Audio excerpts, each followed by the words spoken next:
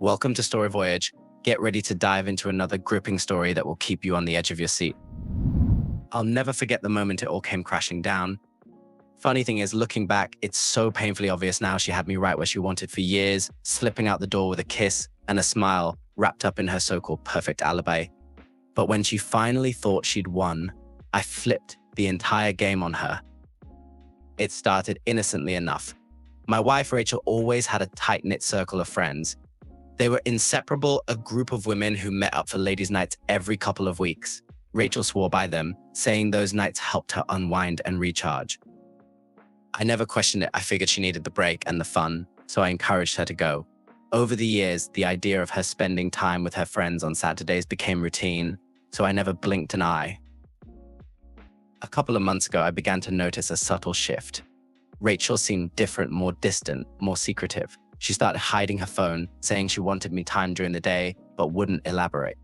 Then her Saturday nights began to stretch into Sundays.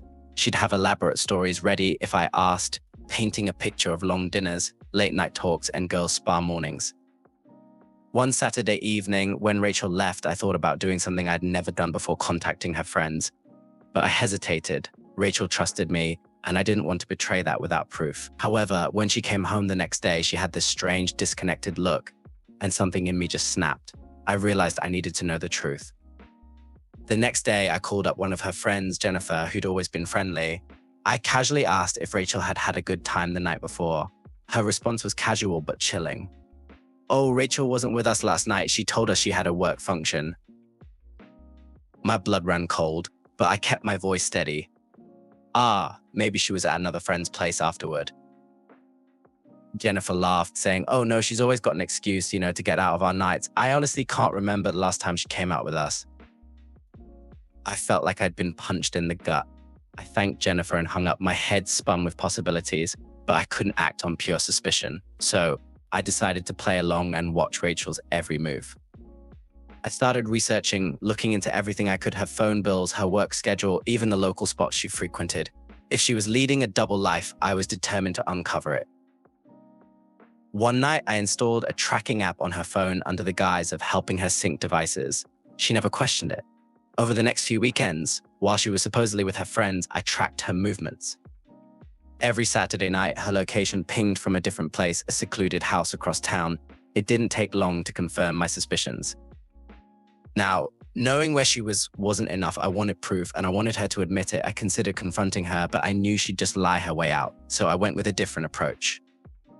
One Saturday, I kissed her goodbye as usual and watched her leave, pretending not to notice her smirk as she headed out for her girls' night. Once she was gone, I grabbed my car keys and followed her at a safe distance, eventually parking down the street from that house. I waited, heart pounding, and soon enough, she walked out, this time with a man. I took a couple of discreet photos, my hands shaking as I documented the moment. The next morning, I confronted her with undeniable evidence in hand.